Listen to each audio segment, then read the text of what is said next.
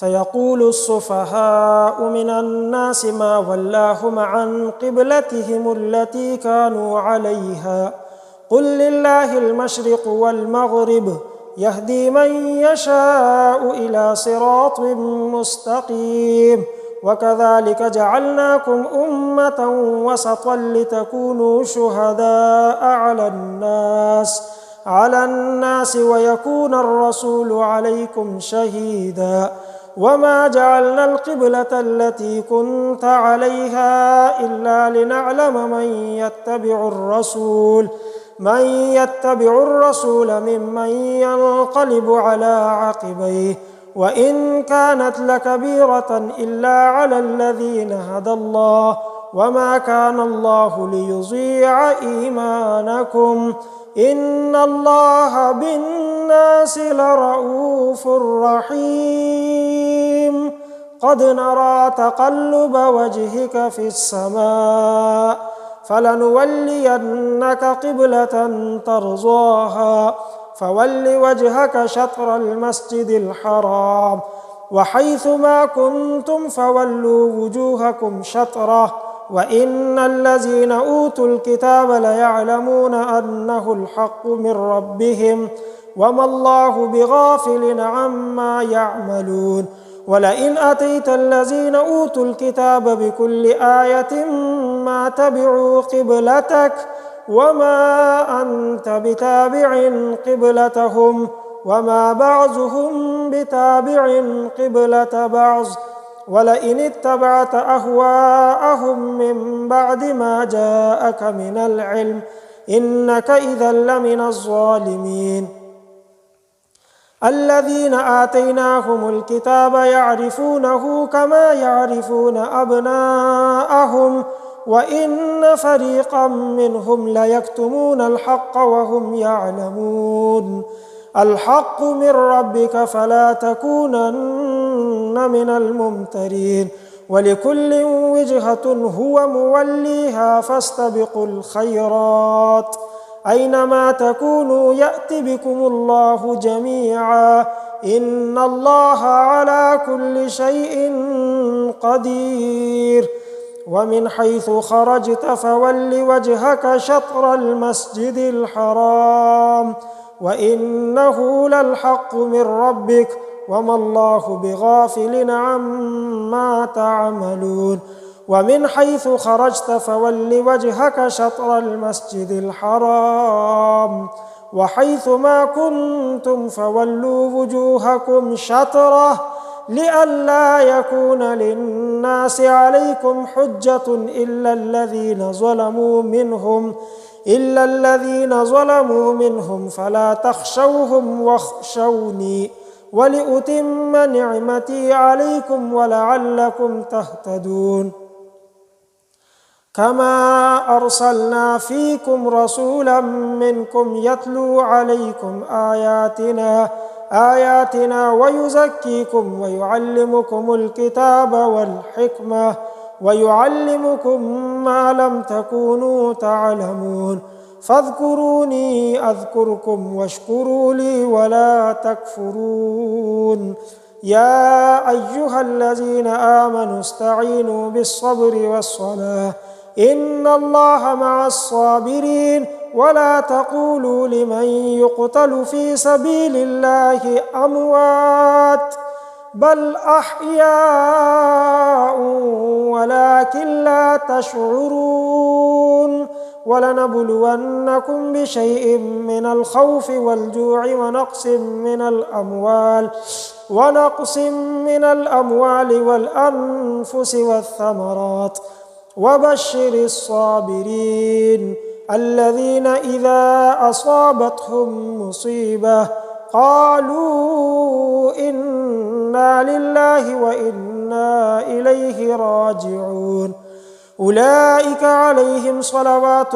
من ربهم ورحمة وأولئك هم المهتدون إن الصفا والمروة من شعائر الله فمن حج البيت أو اعتمر فلا جناح عليه أن يطوف بهما ومن تطوع خيرا فإن الله شاكر عليم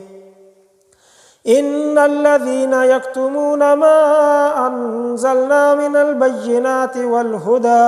والهدى من بعد ما بيناه للناس في الكتاب أولئك يلعنهم الله ويلعنهم اللاعنون إلا الذين تابوا وأصلحوا وبينوا فأولئك أتوب عليهم وأنا التواب الرحيم إن الذين كفروا وماتوا وهم كفار أولئك عليهم لعنة الله والملائكة والناس أجمعين خالدين فيها لا يخفف عنهم العذاب ولا هم ينظرون وإلهكم إله واحد لا إله إلا هو الرحمن الرحيم إن في خلق السماوات والأرض واختلاف الليل والنهار والفلك التي تجري في البحر بما ينفع الناس وما أنزل الله من السماء من ماء فأحيا به الأرض بعد موتها وبث فيها من كل دابة وتصريف الرياح والسحاب المسخر بين السماء والأرض لآيات لقوم يعقلون ومن الناس من يتخذ من دون الله أندادا يحبونهم كحب الله والذين آمنوا أشد حبا لله ولو يرى الذين ظلموا إذ يرون العذاب أن القوة لله جميعا وأن الله شديد العذاب إذ تبرأ الذين اتبعوا من الذين اتبعوا ورأوا العذاب وتقطعت بهم الأسباب وقال الذين اتبعوا لو أن لنا كرة فنتبرأ منهم كما تبرأوا منا كذلك يريهم الله أعمالهم حسرات عليهم وما هم بخارجين من النار يا أيها الناس كلوا مما في الأرض حلالا طيبا ولا تتبعوا خطوات الشيطان إنه لكم عدو مبين إنما يأمركم بالسوء والفحشاء وأن تقولوا على الله ما لا تعلمون وإذا قيل لهم اتبعوا ما أنزل الله قالوا بل نتبع ما ألفينا عليه آباءنا أولو كان آباؤهم لا يعقلون شيئا ولا يهتدون ومثل الذين كفروا كمثل الذي ينعق بما لا يسمع إلا دعاء ونداء صم بكم عمي فهم لا يعقلون يا أيها الذين آمنوا كلوا من طيبات ما رزقناكم واشكروا لله إن كنتم إياه تعبدون إنما حرم عليكم الميتة والدم ولحم الخنزير وما أهل به لغير الله فمن اضطر غير باغ ولا عاد فلا إثم عليه إن الله غفور رحيم إن الذين يكتمون ما أنزل الله من الكتاب ويشترون به ثمنا قليلا أولئك ما يأكلون في بطونهم إلا النار ولا يكلمهم الله يوم القيامة ولا يزكيهم ولهم عذاب أليم أولئك الذين اشتروا الضلالة بالهدى والعذاب بالمغفرة فما أصبرهم على النار ذلك بأن الله نزل الكتاب بالحق وإن الذين اختلفوا في الكتاب لفي شقاق بعيد. ليس البر أن تولوا وجوهكم قبل المشرق والمغرب ولكن البر من آمن بالله واليوم الآخر والملائكة والكتاب والنبيين وآتى المال على حبه ذوي القربى واليتامى والمساكين وابن السبيل والسائلين وفي الرقاب وأقام الصلاة وآتى الزكاة والموفون بعهدهم إذا عاهدوا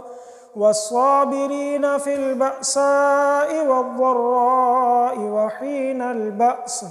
أولئك الذين صدقوا وأولئك هم المتقون. يا أيها الذين آمنوا كتب عليكم القصاص في القتلى الحر بالحر والعبد بالعبد والأنثى بالأنثى فمن عفي له من أخيه شيء فاتباع بالمعروف وأداء إليه بإحسان ذلك تخفيف من ربكم ورحمة فمن اعتدى بعد ذلك فله عذاب أليم. ولكم في القصاص حياة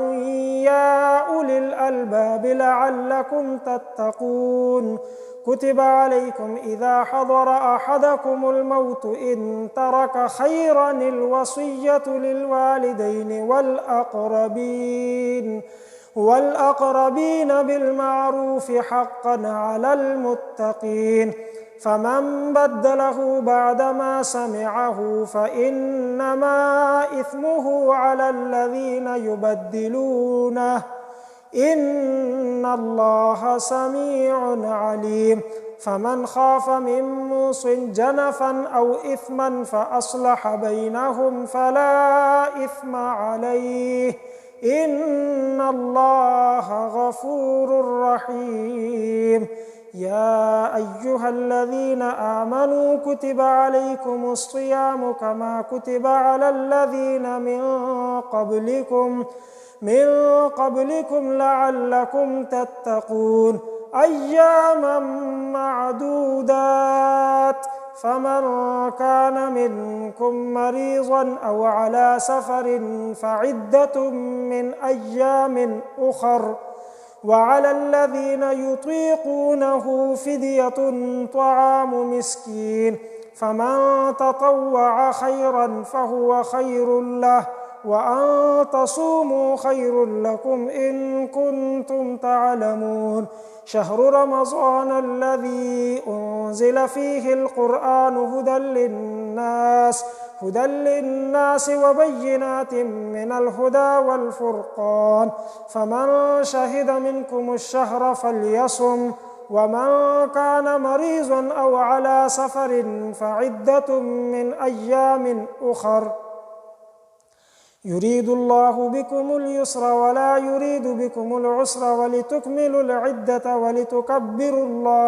ولتكبروا الله على ما هداكم ولعلكم تشكرون. وإذا سألك عبادي عني فإني قريب أجيب دعوة الداع إذا دعاني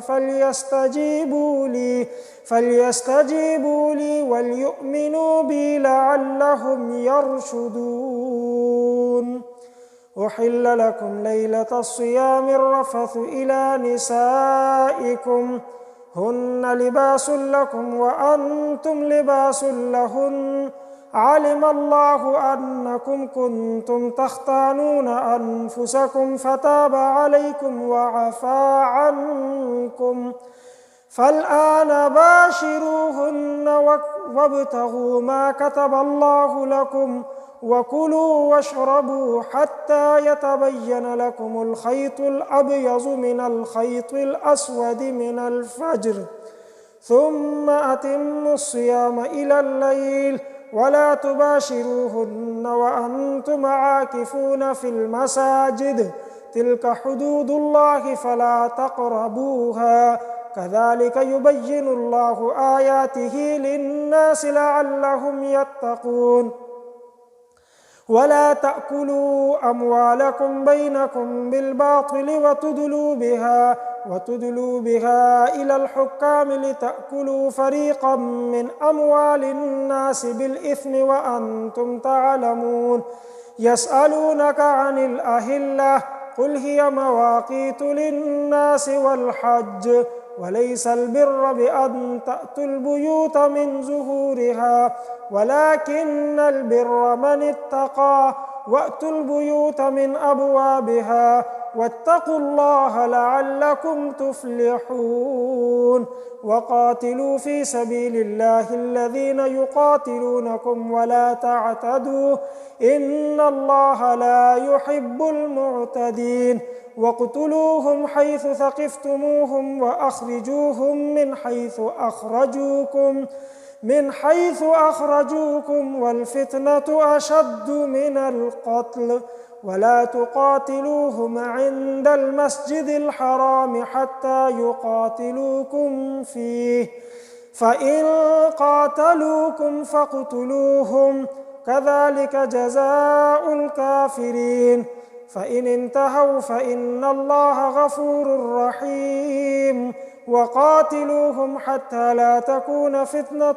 ويكون الدين لله فإن انتهوا فلا عدوان إلا على الظالمين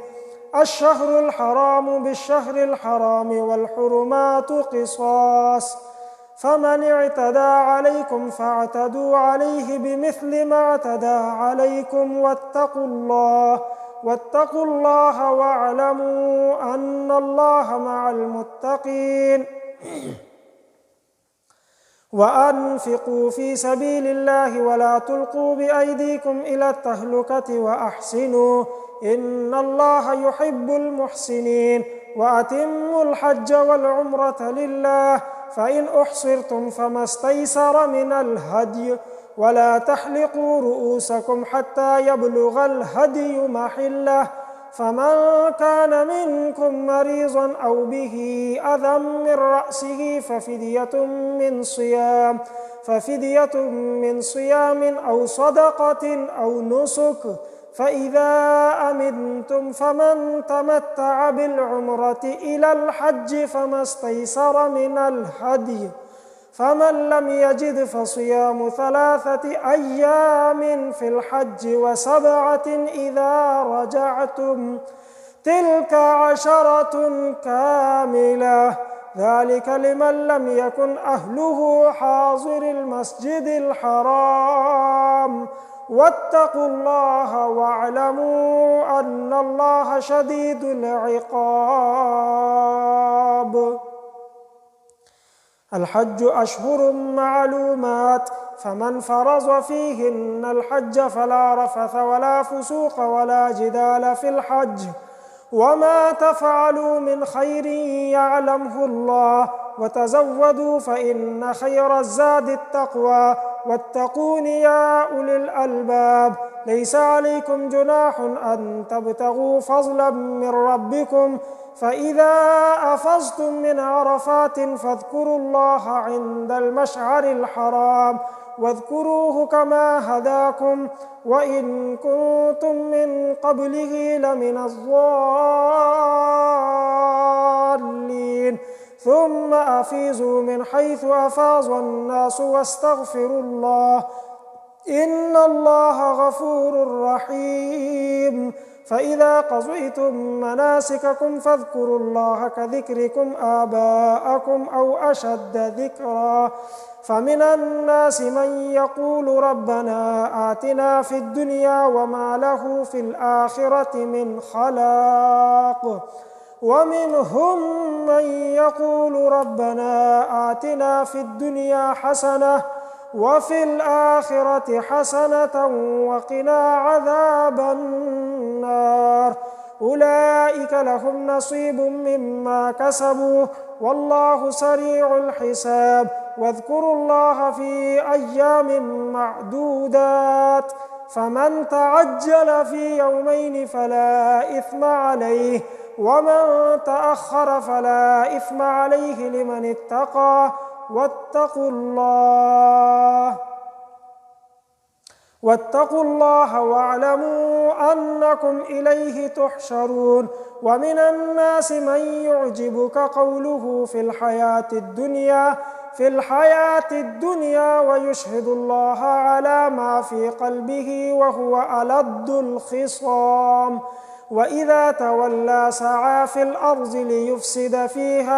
ليفسد فيها ويهلك الحرث والنسل والله لا يحب الفساد. وإذا قيل له اتق الله أخذته العزة بالإثم فحسبه جهنم ولبئس المهاد. ومن الناس من يشري نفسه ابتغاء مرضات الله والله رؤوف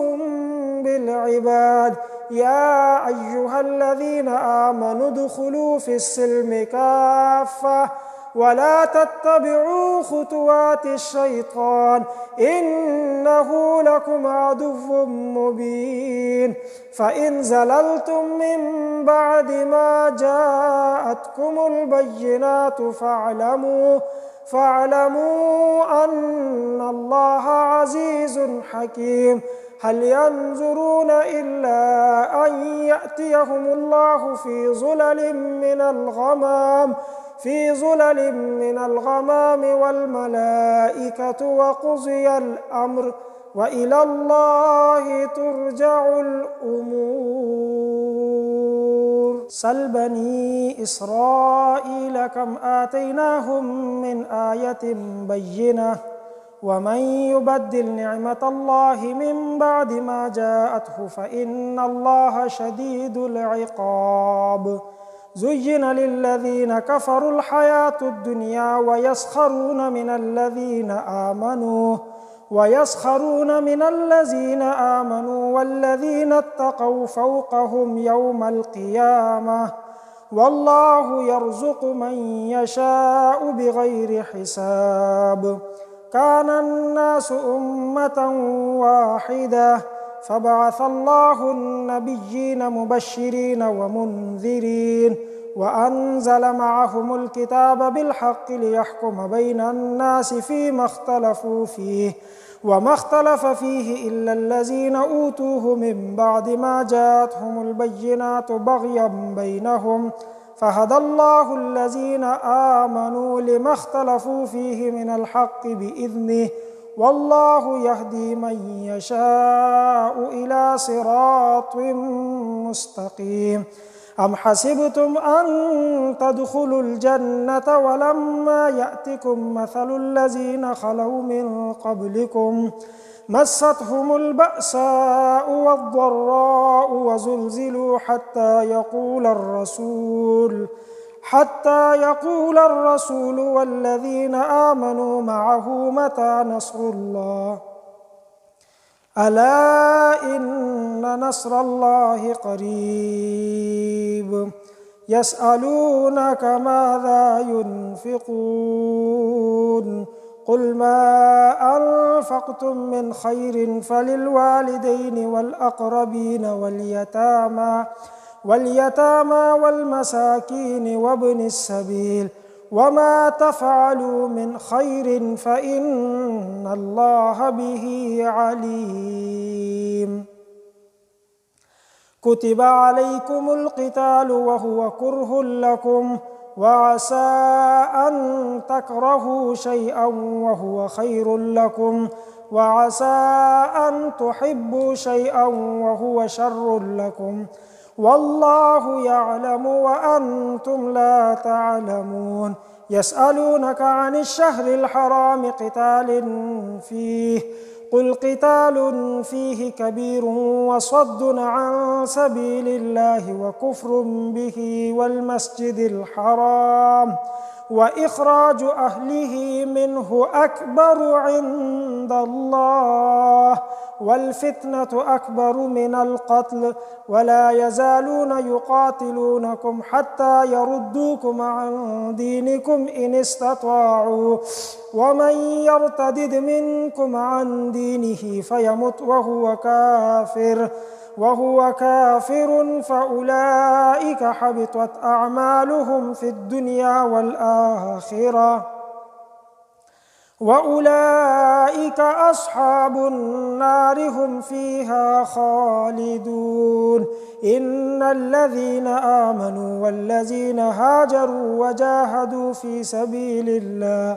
أولئك يرجون رحمة الله والله غفور رحيم. يسألونك عن الخمر والميسر قل فيهما إثم كبير ومنافع للناس وإثمهما أكبر من نفعهما ويسألونك ماذا ينفقون قل العفو كذلك يبين الله لكم الآيات لعلكم تتفكرون في الدنيا والآخرة. ويسألونك عن اليتامى قل إصلاح لهم خير وإن تخالطوهم فإخوانكم والله يعلم المفسد من المصلح ولو شاء الله لأعنتكم إن الله عزيز حكيم. ولا تنكحوا المشركات حتى يؤمن ولأمة مؤمنة خير من مشركة ولو أعجبتكم ولا تنكحوا المشركين حتى يؤمنوا ولعبد مؤمن خير من مشرك ولو أعجبكم أولئك يدعون إلى النار والله يدعو إلى الجنة والمغفرة بإذنه ويبين آياته للناس لعلهم يتذكرون. ويسألونك عن المحيض قل هو أذى فاعتزلوا النساء في المحيض ولا تقربوهن حتى يطهرن فإذا تطهرن فأتوهن من حيث أمركم الله إن الله يحب التوابين ويحب المتطهرين. نساؤكم حرث لكم فأتوا حرثكم أنى شئتم وقدموا لأنفسكم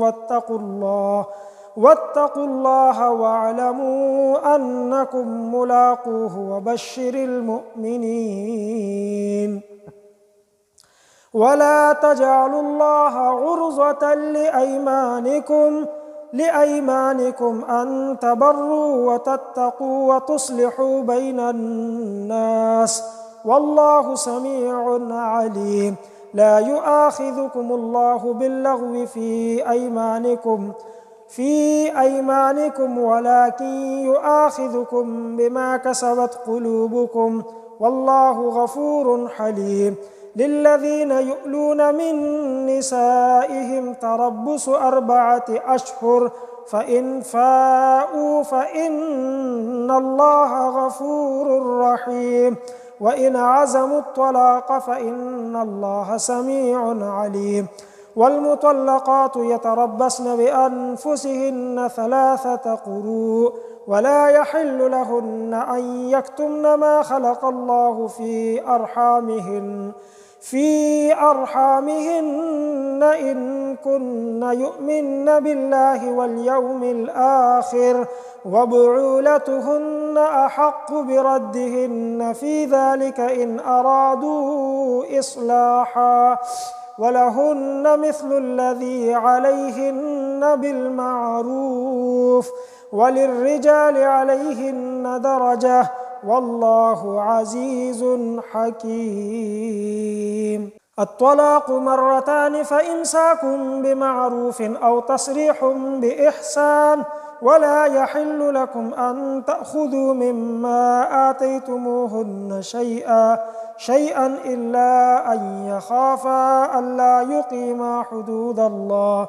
فإن خفتم ألا يقيما حدود الله فلا جناح عليهما فيما افتدت به تلك حدود الله فلا تعتدوها ومن يتعد حدود الله فأولئك هم الظالمون فإن طلقها فلا تحل له من بعد حتى تنكح زوجا غيره فإن طلقها فلا جناح عليهما أن يتراجعا إن ظنا أن يقيما حدود الله وتلك حدود الله يبينها لقوم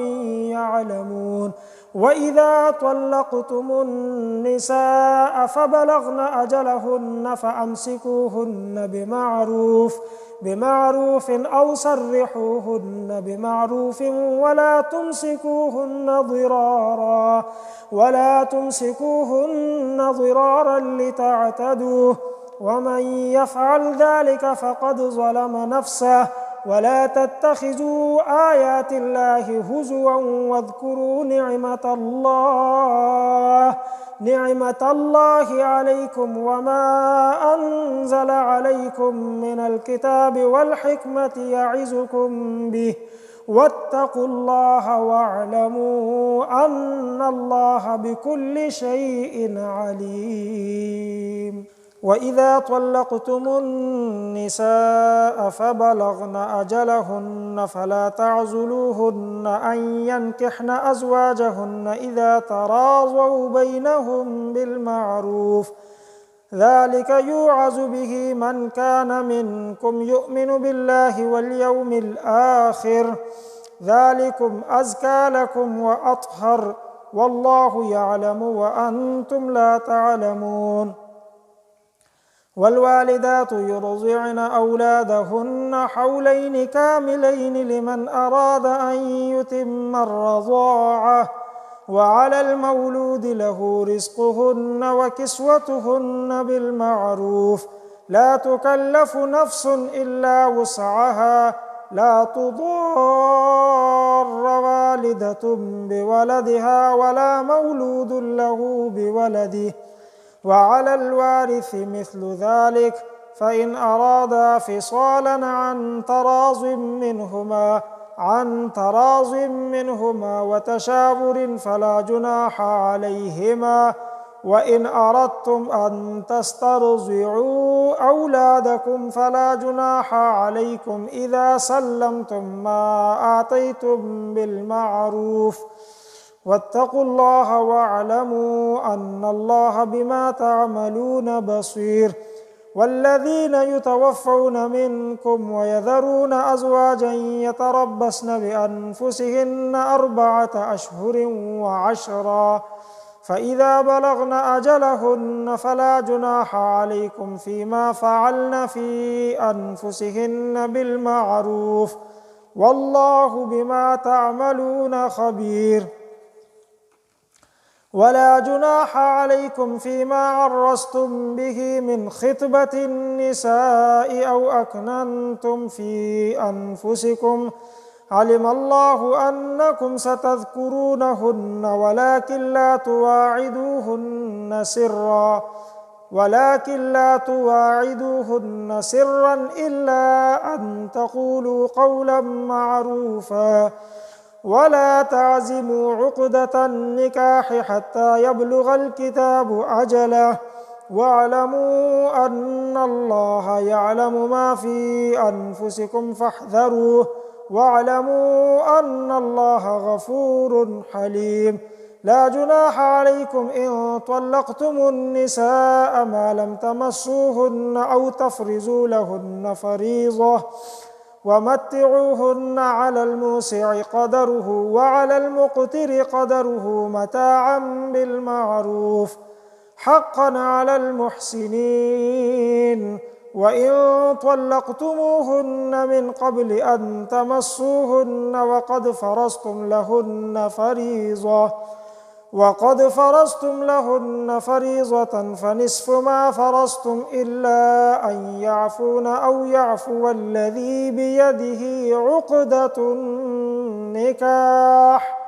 وأن تعفوا أقرب للتقوى ولا تنسوا الفضل بينكم إن الله بما تعملون بصير. حافظوا على الصلوات والصلاة الوسطى وقوموا لله قانتين. فإن خفتم فرجالا أو ركبانا فإذا أمنتم فاذكروا الله كما علمكم ما لم تكونوا تعلمون. والذين يتوفون منكم ويذرون أزواجا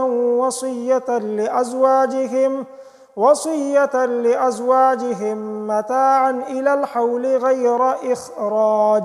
فإن خرجن فلا جناح عليكم فيما فعلن في أنفسهن من معروف،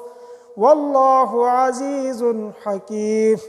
وللمطلقات متاع بالمعروف حقا